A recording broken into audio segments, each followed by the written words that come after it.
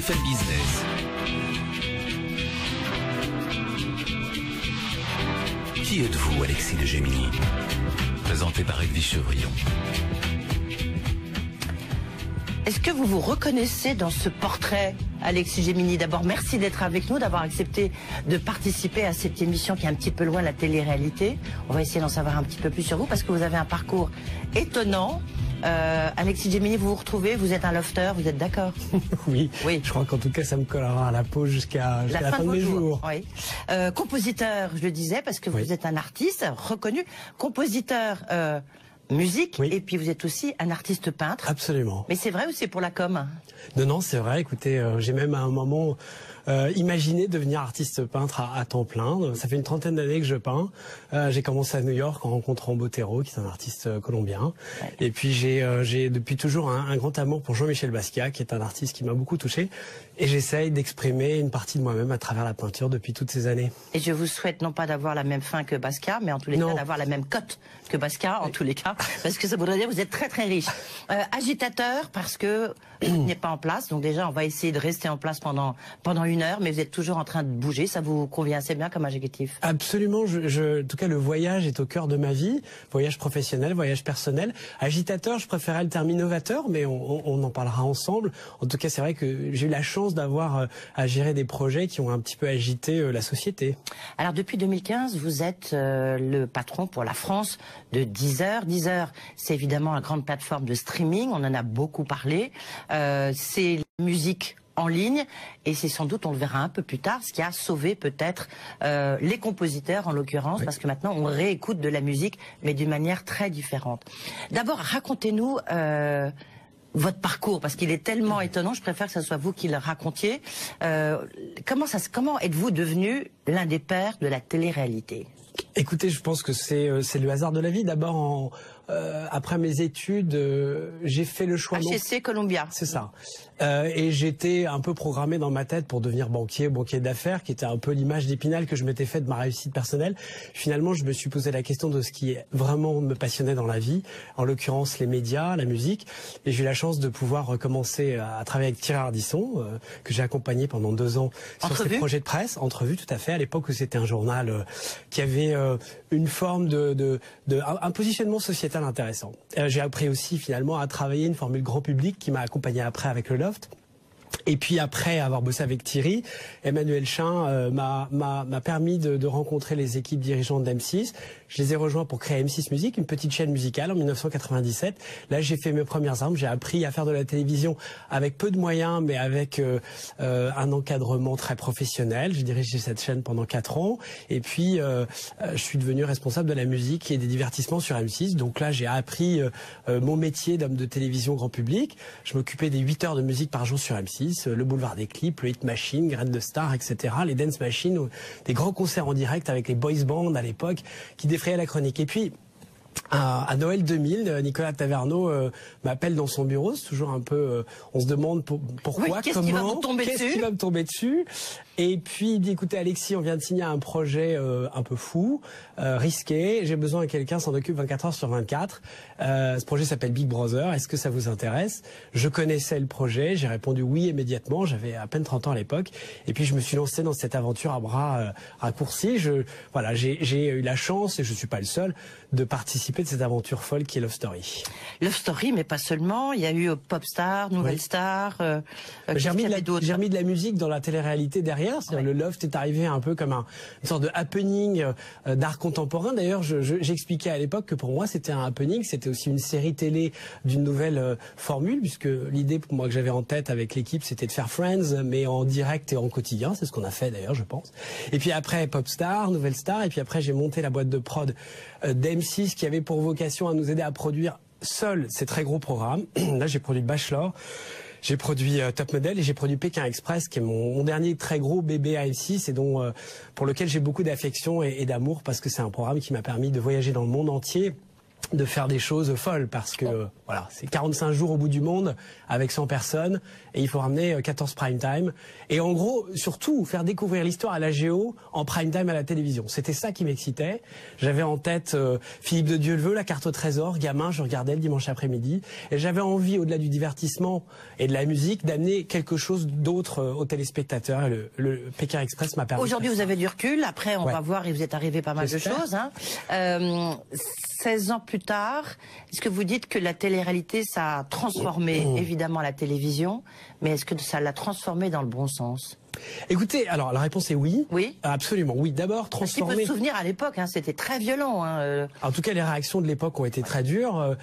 Moi-même, j'ai vécu des moments qui, je pense que le fait d'être jeune et un peu inconscient m'a aidé à traverser des menaces de mort, des manifestations en bas des bureaux à menaces de mort. Oui, voilà. Même mon assistante recevait des paquets plus ou moins piégés. Donc à un moment, c'était, voilà, il y a eu, souvenez-vous, des collectifs anti-loft. Donc je pense que de toute façon, tout phénomène qui comme ça bouscule les codes habituels génère de la résistance.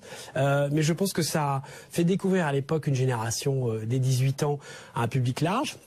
Rappelons-nous, c'était une émission quasiment de société. Les parents regardaient avec leurs enfants à quoi ressemblaient ces jeunes de 18 ans qui vivaient. Et vous-même, vous aviez un peu plus de 30 ans, quoi, à l'époque. Voilà, exactement. Et puis, je pense que cette télévision-là a impacté tous les codes de la télévision sans large, que ce soit l'écriture de la télévision magazine, peut-être même de l'information. Donc, il reste beaucoup d'impact de la télé-réalité. Après, les émissions d'aujourd'hui sont pas forcément toujours très innovantes, mais c'est difficile. Il y a eu tellement de nouveautés en 20 ans, peut-être plus qu'il y en avait eu depuis très longtemps à la télévision. Auriez-vous pu produire, imaginer Ambition intime, donc l'émission, je ne sais pas si elle est politique, enfin l'émission de Karine Le Marchand? Oui, bien sûr. Qu'est-ce que vous en pensez? Parce que là aussi, ça, il n'y a pas une menace de mort, mais enfin, ça a été très violent. Oui, et ça l'est encore, du reste. Oui, mais ce qui est assez bizarre, parce que finalement, de pouvoir s'intéresser un peu à la personnalité des hommes politiques et de les rendre plus humains et plus proches, je pense que c'est un sujet vraiment très important. Écoutez, historiquement sur M6, je produisais Fréquence Star, où Laurent Boyer recevait Jean-Jacques Goldman, Francis Cabrel. Je ne vois pas pourquoi ces personnalités qui sont en fait des célébrités publiques ne seraient pas elles-mêmes reçues dans un contexte plus intimiste. J'ai trouvé moi en tout cas l'émission réussie, intéressante. C'est pas du tout une émission politique, c'est une émission d'art de vivre et de divertissement, mais pourquoi pas? Et ben, je sais pas, ce qui a choqué certains, c'est la manière dont c'est conduit, très bien conduit en l'occurrence, je trouve, mais c'est vrai que du coup ça rend des personnages comme Marine Le Pen sympathiques, parce qu'elle raconte sa vie. Et Karine Le Marchand, du reste, on explique très bien. Bien sûr, mais pourquoi Marine Le Pen ne serait-elle pas sympathique? Écoutez, je vais vous faire une confidence. J'ai eu la chance d'être invité aux vœux de l'Élysée mardi dernier. Et d'avoir la capacité de passer un petit peu de temps à côté de François Hollande. Et il y a quelque chose qui m'a marqué, j'en ai parlé avec ses proches, il y a une grande différence entre François Hollande, la personne, que j'ai trouvé éminemment sympathique pendant ses vœux après son discours, et le François Hollande qui a fait ce discours. Et je pense que la difficulté des hommes et des femmes politiques, c'est cette dichotomie entre ce qu'ils sont au fond d'eux-mêmes, et puis tout d'un coup le statut qu'ils doivent incarner. De découvrir ce qu'ils sont au fond d'eux-mêmes, je pense est nécessaire pour nous, ça nous éclaire, nous citoyens dans le vote, et par ailleurs, je pense pas que les hommes ou les femmes politiques soient tous aussi caricaturaux qu'on veut bien le faire. C'est une des raisons de qui êtes-vous aussi, c'est peut-être de soulever un petit peu le voile, au-delà de la communication, du marketing, etc. Pour savoir je vous remercie qui nous dirige. de cette opportunité. Voilà, en l'occurrence. Qu'est-ce qui fait que vous quittez M6 alors? Écoutez, différentes choses. La première, 10 ans d'une aventure incroyable. Je pense que j'étais arrivé au bout d'un cycle personnel. Je pense aussi que j'étais peut-être... On verra, vous aimez bien les cycles, Alexis Gemini. Oui, je pense que dans la vie, il y a des cycles et que et Nicolas Taverneau, Thomas Valentin et moi-même, on était arrivés ensemble à la fin d'un cycle. Eux sont toujours en place, hein. Oui, mais je parle de notre relation, notre collaboration. J'étais très proche d'eux pendant 10 ans. J'étais un peu l'homme des opérations spéciales pour Nicolas.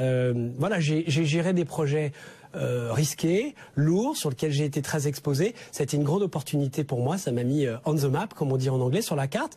Après...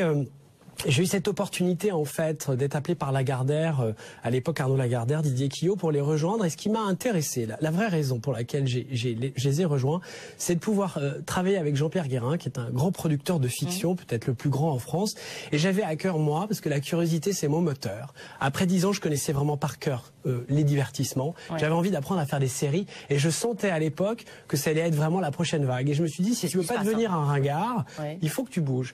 Et le monde des séries télé est totalement distinct du monde du divertissement dans lequel j'ai grandi. Plus calme, autant de pression, mais plus serein peut-être, non? Oui, et puis des temps beaucoup plus longs, travailler avec des auteurs, des réalisateurs différents. Donc voilà, j'ai rejoint Lagardère pour apprendre à faire de la fiction. D'ailleurs, je suis parti aux États-Unis me former avec le créateur de Dr House, qui est une série majeure. J'ai eu beaucoup de chance, et puis à un moment, je crois que dans la vie, quand on maîtrise quelque chose, soit on essaye finalement de continuer à capitaliser sur savoir-faire. Moi, en fait, je suis mu par la découverte et l'apprentissage.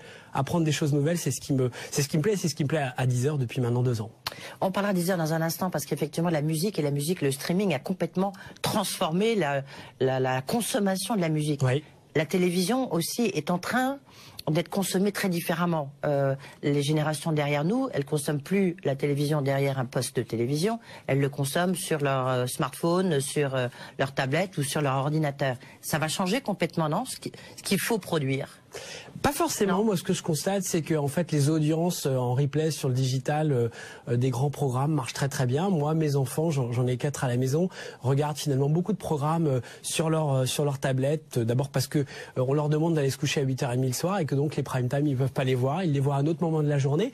Non, ça permet vraiment. Ils les voient sous leur oreiller. Oui, c'est d'ailleurs un peu le sujet, c'est d'essayer d'être dans une vigilance permanente sur l'utilisation de ces devices dans les chambres, en individuel. On préfère, enfin en tout cas moi en tant que père, de savoir exactement ce que consomment mes enfants à la télévision. Mais force est de constater que c'est un nouvel usage, mais ça ne remet pas en cause la nature même de la télévision. Elle se démultiplie sur des écrans différents. Alors là, on arrive à la fin d'un autre cycle chez Alexis de Gemini, en l'occurrence. C'est-à-dire que donc on a parlé des M6, Oui. Lagardère, Oui. et puis là, tout d'un coup, on peut le dire, non? Oui, on peut le dire. C'est le burn-out. C'est-à-dire Oui. que vous pétez les plombs. Quand on dit que la télé rend fou, elle rend fou. Alors, oui, je dirais non pas ça comme ça, parce que la télé rend fou, ça veut dire qu'à un moment, on se prend pour un autre et qu'on se prend pour une star et qu'on sait plus parler aux gens correctement. C'est pas ce qui m'est arrivé. Je crois pas, en tout cas. Hein. Ce qui m'est arrivé, c'est plus une sorte de dépression psychologique et physique, une forme de fatigue absolument incroyable, à travers finalement 10 années où j'avais été trop actif sans doute professionnellement, très exposé à titre personnel. Il y a aussi à un moment des difficultés personnelles qui se rajoutent. Bref, un cycle s'enchaîne. Finalement, quand on bosse énormément, ce qui était mon cas, et on est dans des métiers très prenants, on avance en travaillant plus, on essaie de tenir debout. Puis à un moment, la vie fait qu'il y a un peu moins de travail, ou que vous le faites pas avec le même bonheur, et là vous pouvez vous écrouler. Et c'est ce qui m'est arrivé, et mon enjeu c'était d'essayer d'arriver à rester debout, et de trouver un moyen de me reconstituer. Ça a été en fait une extraordinaire opportunité, parce que en quittant Lagardère, ça a été un petit peu le trou pour moi. À peu près 99% des gens qui m'appelaient régulièrement pour travailler avec moi ont disparu de ma vie. Le syndrome. Voilà, je me suis retrouvé dans une solitude qui m'a fait énormément de bien, même si elle m'a aussi beaucoup touché. Et pourquoi vous avez quitté Lagardère? C'est eux qui vous ont... Disons qu'à un moment, à l'époque, le groupe avait besoin de restructurer de manière régulière ses activités, et que moi je suis un développeur, pas un restructurateur. J'avais mené un plan de restructuration de Lagardère Entertainment, fait beaucoup d'économies, c'était séparé d'équipes, et j'avais en fait donné ce que je pouvais à Lagardère, mais mon projet à moi dans la vie, c'est de construire, pas de réduire. Voilà. Mais je me suis retrouvé un peu réduit à moi-même. Et ça a été finalement une chance, parce que j'ai dû me poser des questions. Est-ce que j'ai envie de continuer à faire de la télévision? Est-ce que j'ai envie de devenir un artiste? Est-ce que la vie que je me suis construite est la vraie vie? Et en tout cas, sur le plan social, j'ai découvert que ça n'était absolument pas, puisque je suis passé de quelqu'un qui était très sollicité à quelqu'un qui était très seul, mais grâce à ça, je me suis remis à la peinture, je me suis mis à la lecture, j'ai repris le goût d'aller tout seul au cinéma ou au théâtre, et ça m'a redonné une nouvelle dynamique. Et ça m'a emmené en Chine, imaginez donc. Voilà, absolument. Juste, avant justement de parler de la Chine, parce que ça c'est très amusant, vous avez aussi été un des pionniers de la télé-réalité en Chine. Oui. Donc c'est incroyable quand même comme histoire, vous allez nous raconter ça dans un instant, Alexis Gemini, mais juste sur le burn-out, en fait, il y a beaucoup de patrons, de grands patrons qui font des burn-out, mais on n'en parle pas. Ils disparaissent, on les voit moins, non, ils voyagent, etc. Ça ne se dit pas. Or, on voit bien qu'au contraire, c'est une manière d'assumer et de montrer quelque part que vous êtes humain comme tout le monde, quoi. Oui, alors c'est pas une démarche, on se dit pas ça quand on le vit, Non, mais très sincèrement, j'en parle aujourd'hui et c'est un peu la première fois que j'en parle avec vous, mais je me sens à la fois à l'aise et puis je trouve que c'est un sujet qui mérite et qui a besoin d'être partagé. Mais quand je l'ai vécu, j'étais dans j'ai pas été dans le déni, j'ai vu, on m'a fait comprendre, j'ai même les phénomènes physiques, hein, vous avez du mal à faire une réunion, vous pleurez au bureau, parfois vous vous tairez, vous avez vraiment envie de ne voir plus personne. Oui, c'est un vrai burn-out. Voilà. Et à ce moment-là, et vous parlez des plombs qui pètent, j'ai mis en place un certain nombre de principes autour de moi pour m'en sortir. 2-3 idées. La première chose, je me suis remis au sport parce que j'ai redonné à mon corps la place qu'il devait avoir dans ma vie. Évidemment, je me suis aussi entouré d'un psychothérapeute qui m'a aidé. Et puis, je me suis retourné vers des amis, des proches, en leur disant, écoutez, finalement, moi, je gérais notamment des conseils d'administration dans les boîtes que je dirigeais. Je me suis créé mon propre conseil d'administration individuel. J'ai appelé ça mon comité stratégique. Et j'ai appelé 5 personnes. J'en ai appelé 10. Il y en a 5 qui ont accepté. Des gens que je connaissais pas forcément très bien. Je leur ai dit, voilà, j'ai besoin de vous voir tous les 3 mois au comité stratégique. Je vais vous dire où j'en suis dans ma vie professionnelle et personnelle. Et vous allez m'aider à construire un nouveau projet de ma grotte. Je vais en sortir et aller quelque part. Et aidez-moi. Il y a 5 personnes qui m'ont aidé. On s'est vus tous les trimestres avec un petit coup de champagne. Et ces gens, voilà, une banquière d'affaires, un entrepreneur du web, un écrivain, un spécialiste de la communication et une coach. Et voilà, ces 5 personnes m'ont beaucoup aidé. C'est les autres en fait qu'on retrouve et qu'on rencontre. Et je terminerai en disant un truc qui vraiment m'a finalement beaucoup plu. Quand vous êtes dans cette difficulté, malheureusement, ce ne sont pas vos amis qui vous aident. Souvent parce qu'il y a peut-être aussi, ils vous voient pas dans cette difficulté. Ce sont souvent des gens nouveaux que vous ne connaissiez pas, qui a un autre regard, qui vous tendent la main, consciemment ou inconsciemment. Et ça, c'est un motif d'espoir. Voilà, puis c'était un enseignement peut-être pour ceux qui nous écoutent, parce que ça arrive finalement quand même à beaucoup de gens. Et alors, en tous les cas, ça vous conduit en Chine, à Shanghai. Comme quoi, vous voyez, voilà. Tous les chemins mènent pas à Rome. Enfin, en tous les cas, ça vous a conduit en Chine, où vous vous lancez dans une expérience de télé-réalité. Racontez-nous. Alors, en chinois, le mot crise signifie opportunité. Et je crois que ça résume bien, finalement, moi j'avais eu une crise personnelle, ça s'est transformé en opportunité. Bon, comment? Parce que finalement, au bout de 6-8 mois avec mon comité stratégique, j'ai ressenti l'appel de la télévision. Et après avoir adapté les idées des autres pendant 10 ans, j'ai voulu créer mes propres émissions. Et vous créez votre boîte de prod? Voilà, je crée ma boîte de prod, A2G création, mais j'ai pas production, création, parce que je cherchais pas forcément à les produire, je cherchais à créer aussi pour voilà, évangéliser autour de mes idées. Seulement en France, pendant 1 an et demi, je pitch, c'est ce qu'on dit dans notre jargon, je présente, je discute avec M6, avec TF1, je suis très bien reçu, mais rien ne se passe parce que on est dans un marché où les formats internationaux suffisent aux besoins de la télévision. Et donc je me retrouve sans rien, avec la fin de mon chômage. Je fais une parenthèse, mais l'autre très belle expérience que j'ai vécue, c'est que j'ai été au chômage, j'ai été très bien accompagné par ma conseillère Pôle emploi, qui m'a orienté vers un parcours de création d'entreprise. Et l'argent que j'ai pu toucher pendant ces 14 mois m'a aidé à vivre, m'a aidé à créer mon projet. Et on parle toute la journée de chômeurs, de Pôle emploi, on critique toutes ces choses. Merci la France, merci à notre système, parce que ça m'a aidé à vivre. Et ben voilà, les candidats à l'élection présidentielle écoutent cette émission. Hein, oui, mais j'espère. On est trop... il faut arrêter de se tirer des coups de fusil dans le genou toute la journée. Pôle emploi, il y a des choses tout à fait perfectibles. Peut-être qu'il y a des gens qui en abusent, mais il y a aussi des gens qui en profitent, j'en fais partie. Et j'ai, à ce moment-là, remercier finalement mon pays et les impôts que j'avais payés pendant de nombreuses années. Alors rapidement, la Chine, donc vous créez... Donc la Chine, j'arrive et je me dis, je vais aller pitcher aux chaînes chinoises. Pourquoi ne pas The Sky is the limit, qui est une de mes devises. Et j'arrive devant ces Chinois et je vis la même chose que j'avais vécu aux États-Unis quelques années avant. C'est qu'ils regardent mon pédigré. Je suis quand même quelqu'un qui a produit 450 prime time. Je suis le seul Français à avoir produit des prime time aux États-Unis. Ils me disent, mais Alexis, tu bosses avec nous quand tu veux. Et tiens, ça tombe bien, on a 10 cases de prime time l'été prochain, c'est pour toi. La seule condition, c'est que tu trouves l'argent pour financer ton émission. On t'offre les cases. Voilà. Et voilà. Je me suis installé à Shanghai. J'ai rencontré, hasard de la vie, la patronne de Sephora en Chine, qui cherchait un projet pour lancer Sephora en Chine, et je lui ai proposé la Beauty Academy, qui était un concours pour aller à la recherche des meilleurs maquilleurs de Chine. Et j'ai produit et réalisé 2 saisons de cette émission pendant près de 3 ans là-bas, un projet passionnant en mandarin. Et figurez-vous que nos amis chinois sont comme les Américains. D'abord, ils vous reçoivent en rendez-vous. Deuxièmement, ils vous donnent des ça, c'est à mon avis, ça c'est un coup de patte ah oui, aussi à la France. au milieu français. Oui, non bien sûr, oui, c'est vrai. ouais. C'est vrai. Une des quelque chose qu'on peut se reprocher à nous-mêmes, c'est d'être quand même très dans le uniquement dans un réseau très très proche et assez peu ouvert à des rencontres même furtives avec des jeunes talents. Aux États-Unis, moi j'avais des rendez-vous de 5 minutes, mais je les avais. Et en Chine, je les ai eus. Et puis ils ont été assez fous pour se dire, en gros aussi, Alexis sait faire des choses qu'on ne sait pas faire. Il va nous apprendre à les faire. Et puis quand on aura appris, on le remerciera. Et c'est ce qui s'est passé. Au bout de 3 ans, ils avaient plus besoin de moi, mais moi, j'avais vécu une aventure passionnante. Et vous avez eu besoin d'eux, ils vous ont aidé. Et puis on vous retrouve maintenant donc en France. Voilà. Et là on est en 2015, enfin je veux dire à peu près. Et là tout d'un coup vous devenez, enfin pas tout d'un coup, mais vous êtes appelé pour devenir le patron de Deezer en France. Tout à fait. Deezer, c'est en 2 secondes, on peut dire, c'est c'est le leader européen. Il y a Spotify évidemment qui est suédois, mais qui est un leader mondial. Vous n'êtes pas encore un des leaders mondiaux, Deezer. Alors on est dans les 3 leaders mondiaux du streaming. On est une entreprise française créée en 2007 à Paris par Daniel Marelli, Jonathan Benassaya. On a quasiment créé l'incroyable. Voilà, la boîte a 10 ans. C'est une création française. Le streaming est en train de révolutionner les usages de la musique dans le monde. On va en parler.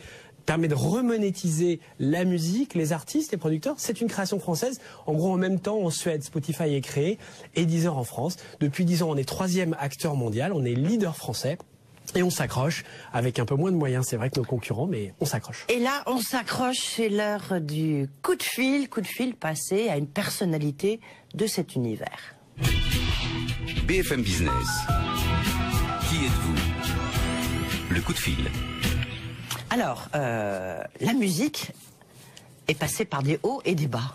On a cru à un moment, vous êtes d'accord, que la musique allait un peu disparaître. On ne savait pas en tous les cas comment on allait l'écouter. Et le streaming a complètement reboosté lorsqu'on regarde les derniers chiffres. C'est assez impressionnant de voir qu'en fait le streaming maintenant est devenu le premier mode de consommation de la musique.